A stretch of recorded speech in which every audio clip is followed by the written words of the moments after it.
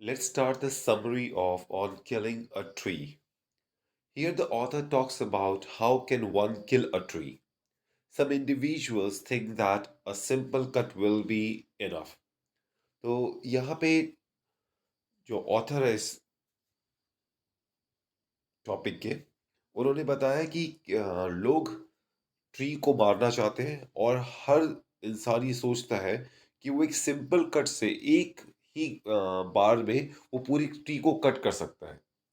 However, a simple cut will certainly not be enough to destroy a tree.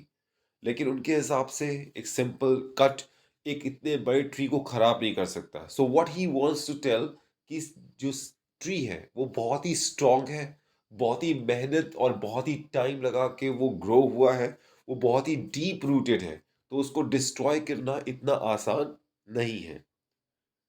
Furthermore, उसके आगे the tree grows gradually and it's rooted in soil. तो वो क्या है, बहुत deep उसकी जो रूट्स है वो सॉइल के अंदर बहुत अंदर तक है, इसलिए एक स्मॉल कट एक एक बार में उसको काटना मुश्किल है.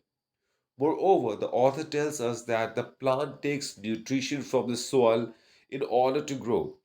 Gradually it grows into a big tree. तो ये एक स्लो प्रोसेस है जिसमें प्लांट धीरे धीरे न्यूट्रिएंट्स लेके सॉइल का अपने आप को बड़ा करता है और एक ट्री में कन्वर्ट हो जाता है, और वो इतना स्ट्रांग हो जाता है कि उसको डिस्ट्रॉय करना इतना आसान नहीं रह जाता. Also there is a firm connection between the tree and the soil. The tree makes use of water, air and sunlight to grow its many leaves and a formidable trunk. तो sunlight use करता है, जैसे हम सभी जानते हैं, photosynthesis करता है, वाटर लेता है, एयर लेता है, और ट्रंक जो उसकी उसकी जो ब्रांचेस है वो फॉर्मिडेबल हो जाती हैं, वो इतनी अ, बड़ी हो जाती है कि उनसे डर लगे, वो इतनी इतनी जाइंट हो जाती है. तो बहुत सालों की मेहनत और एक रेगुलर ग्रो करने की वजह से, एक स्ट्रॉन्ग डीप सॉइल में जाने की वजह से ट्री बहुत ज़्यादा स्ट्रॉन्ग हो जाता है. So he is trying to tell that if we are very hardworking, if we go towards our goals, then we can become very strong like a tree, and no one can destroy our life or our career. तो अगर हम भी बहुत मेहनत करते हैं तो हम भी ट्री की तरह बहुत स्ट्रांग हो सकते हैं.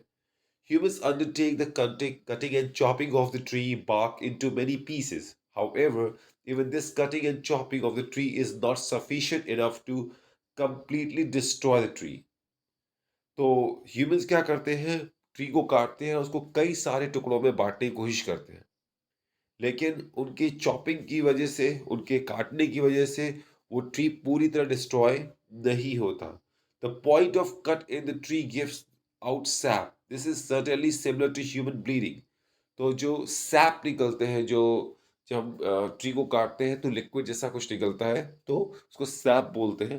तो वो जो निकलता है वो जैसे ह्यूमन ब्लीड करते हैं, इसी तरह यहाँ पे पोएट बताना चाहता है कि वो भी ब्लीड करते हैं. Gradually with time this cut would heal. तो कुछ समय बाद ये कट हील हो जाते हैं, new branches will start emerging again, और नए ब्रांच निकलने लगते हैं. तो अगर हम पेड़ों की डालियों को काटें तो कुछ दिनों बाद फिर से ग्रो करने लगते हैं. इमर्ज मतलब फिर से, मतलब किसी चीज के सामने आना, तो वो फिर से बढ़ने लगते हैं. This shows that trees have an amazing ability to recover. तो ये क्या है कि वो रिकवर कर लेते हैं, मतलब अपने प्रॉब्लम को वापस से वो ठीक कर सकते हैं. So it kill the tree would require an even more tougher step. तो किसी किल ट्री को पूरी तरह किल करने के लिए एक टफर स्टेप चाहिए, ज़्यादा मजबूत स्टेप चाहिए कि हम उसको पूरी तरह डिस्ट्रॉय कर दें. The poet then explains that in order to kill the tree, beyond a doubt, one must uproot it.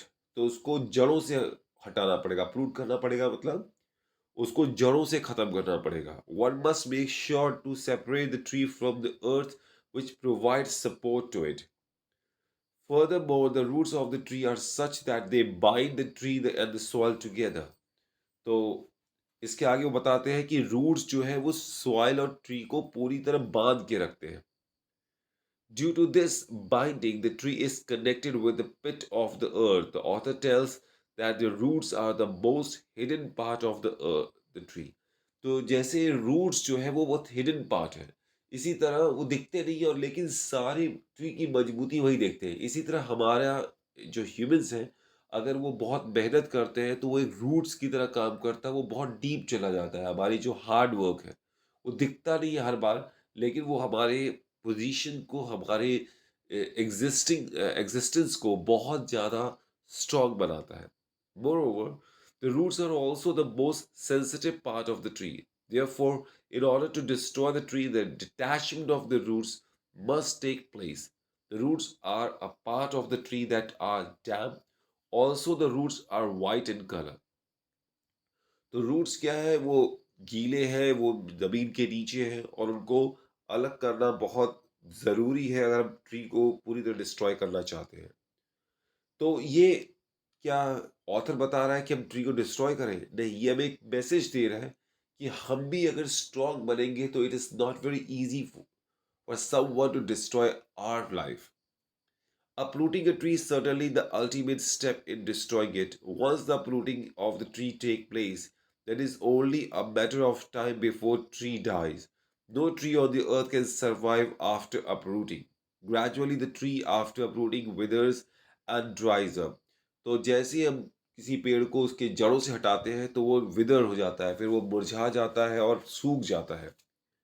This withering and drying up happens with the action of wind and heat. The trunk will gradually become brown. Moreover, the trunk will gradually twist and harden. Most networthy, the tree will finally meet its death. तो जब हम tree को काट देते हैं तो उसके सारे ब्रांचेस कड़े हो जाते हैं, वो ब्राउन कलर में कन्वर्ट हो जाते हैं और इवेंचुअली वो मर जाता है। So uprooting the tree turns out to be the most important step in destroying a tree. तो ये एक ऑथर इसमें बताना चाहता है कि आप अपरूट करके ही ट्री को ख़त्म कर सकते हो और किस तरह ट्री को ख़त्म किया जा रहा है। इसी तरह हम स्ट्रॉन्ग होते जाएँगे, तो हमारे भी ट्री हम जब तक हमको बहुत ज़्यादा मुश्किल ना आए या हमें अगर हम जितने ज़्यादा अपने आप को डीप ले जाएँगे अपने हार्ड वर्क में, उतने ज़्यादा हम स्ट्रॉन्ग होते जाएँगे। Thank you.